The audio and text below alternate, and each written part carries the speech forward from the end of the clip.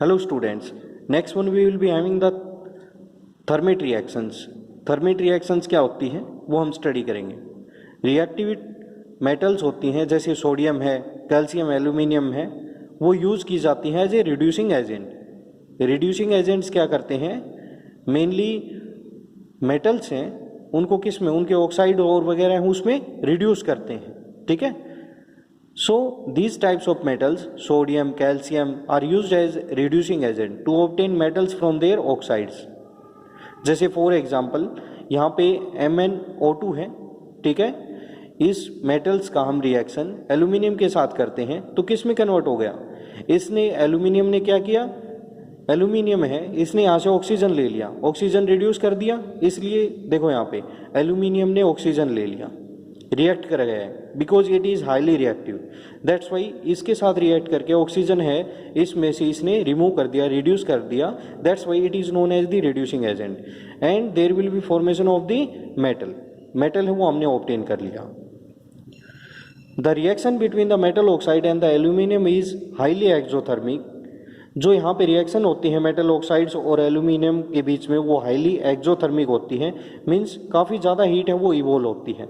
और इस स्टेट में जो मेटल्स हमें मिलती हैं वो मोल्टन स्टेट में, मीन्स लिक्विड स्टेट में मिलती हैं। ऐसी रिएक्शंस को हम थर्मिट रिएक्शंस कहते हैं। जैसे फॉर एग्जांपल यहाँ पे गिवन है, आयरन ऑक्साइड एल्यूमिनियम के साथ रिएक्ट किया, एल्यूमिनियम ने यहाँ से ऑक्सीजन है उसको रिड्यूस कर दिया, रिड्यूस करने के बाद Al2O3 हो गया और यहाँ पे हमने मेटल है वो ऑब्टेन कर ली। जो ये मेटल हमने ऑब्टेन की है यहाँ से बहुत ज़्यादा हीट एनर्जी होती है, एक्सोथर्मिक प्रोसेस होता है। दैट्स वाई वहाँ से काफ़ी अमाउंट में हीट इवॉल्व होती है और जो मेटल मिलेगी it will found in liquid state. Next one we will be having the refining of metals, the removal of impurities from their metal और टू ऑब्टेन प्योर मेटल। हम क्या करते हैं, इम्प्योरिटीज है उसको रिमूव करते हैं मेटल में से प्योर मेटल ऑब्टेन करने के लिए। उस प्रोसेस को हम रिफाइनिंग ऑफ मेटल्स कहते हैं। मोस्ट कॉमन मेथड होता है रिफाइनिंग का, इलेक्ट्रोलाइटिक रिफाइनिंग कहते हैं हम उसको। So we are going to study about the electrolytic refining.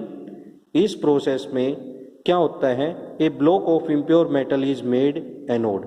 एक इम्प्योर मेटल होगी जिसको हम क्या बनाएंगे, एनोड बनाएंगे, and a thin sheet of pure metal, एक प्योर मेटल लेंगे उसको हम कैथोड। इम्प्योर मेटल है उसको हम एनोड बनाते हैं, प्योर मेटल है उसको कैथोड बनाते हैं।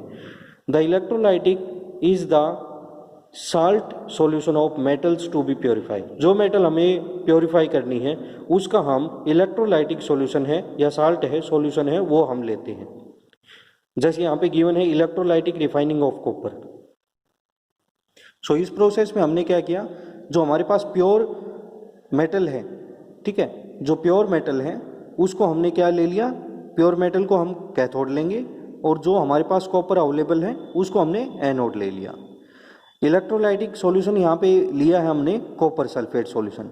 कॉपर सल्फेट सॉल्यूशन है वो हमने इलेक्ट्रोलाइटिक साल्ट सॉल्यूशन लिया है। जैसे ही इसमें इलेक्ट्रिसिटी पास होती है, इलेक्ट्रिसिटी पास होने के बाद क्या होगा, इसमें जो हमारे पास प्योर यहाँ पे साल्ट सॉल्यूशन है कॉपर सल्फेट, सो यहाँ से Cu2 पॉजिटिव हमारे पास आयन होते हैं। ये क्या होता है इस प्रोसेस में, जैसे इलेक्ट्रिसिटी प्रोसेस होगी, so electrolytic pure copper from the anode, anode पे जो हमारी प्योर कॉपर होती है, ठीक है, डिपॉजिट एट द कैथोड। तो प्योर मेटल है वो डिपॉजिट हो गई कैथोड पे, यहाँ से रिमूव होती गई और यहाँ पे डिपॉजिट होती गई, ठीक है। Cu2 पॉजिटिव है, ठीक है, इसने क्या किया, यहाँ पे जाके इलेक्ट्रॉन्स गेन कर लिए, it will becomes Cu। So in this process what will be happening at cathode, cathode पे रिएक्शन क्या होगी, प्योर कॉपर है वो डिपॉजिट हो जाएगा, ठीक है। एनोड पे जो इम्प्योर मेटल होती है उसको हम क्या बनाते हैं, एनोड बनाते हैं, और इसमें जो इम्प्योरिटीज होती हैं वो नीचे एज ए मड हैं वो डिपॉजिट हो जाती हैं, जिसको हम एनोड मड कहते हैं। क्योंकि एनोड है उसके नीचे इम्प्योरिटीज डिपॉजिट होती हैं उसके कारण, इसलिए उसको एनोड मड है वो हम कहते हैं। Next one we will be having the corrosion. Corrosion क्या होता है, is the damage goes to metal due to reaction of metals with the oxygen, moisture and carbon dioxide. Metal है वो रिएक्शन करती है ऑक्सीजन, मॉइस्चर या carbon dioxide के साथ, इसलिए कोरोजन होता है। एग्जांपल्स क्या है, आयरन है उस पर ब्राउन कलर की हम कोटिंग देखते हैं, जो रस्ट होता है, जर लग जाता है, वो फॉर्मेशन क्या है, that is corrosion. Formation of black coating on the silver sulphide, और सिल्वर है उसके ऊपर एक ब्लैक कलर की कोटिंग परत बन जाती है, वो सिल्वर सल्फाइड की होती है, उसको भी हम कोरोजन कहते हैं। सो ये एग्जांपल्स हैं आपके कोरोजन के। प्रिवेंशंस क्या है, हम कैसे रोक सकते हैं इस कोरोजन को, बाय अप्लाइंग ग्रीस जो होता है वो हम की आउटर सरफेस पे लगा दें, तो इसलिए उनके सरफेस और एयर के बीच में एज ए इंसुलेटर काम करेगा वो, दैट्स वाई कोरोजन उसको बचाया जा सकता है। बाय अप्लाइंग पेंट हम वो लगा सकते हैं, जैसे हमारे होम्स में जैसे डोर्स होती हैं या गेट्स होते हैं वो आयरन के बने होते हैं, तो उनको हम पेंट कर देते हैं, उनको कोरोजन से बचा सकते हैं। बाय गैल्वेनाइजेशन में क्या किया जाता है, कोई भी मेटल है उस पे जिंक है उसकी कोटिंग चढ़ा दी जाती है। सो जिंक है वो ऑक्सीजन के साथ रिएक्ट बहुत ही कम करती है, इसलिए वहाँ पे कोरोजन नहीं होता। बाय टीनिंग है उसमें किसी भी मेटल है उस पे परत चढ़ा देते हैं टिन की। फॉर एग्जांपल ये हमारे पास यहाँ पे एक आयरन मेटल है, इस पे हमने टिन है उसकी परत चढ़ा दी, ठीक है, एक लेयर है वो वहाँ पे डेवलप कर ली, कोटिंग कर दी, उसको हम टिनिंग प्रोसेस कहते हैं। Next one is by electroplating.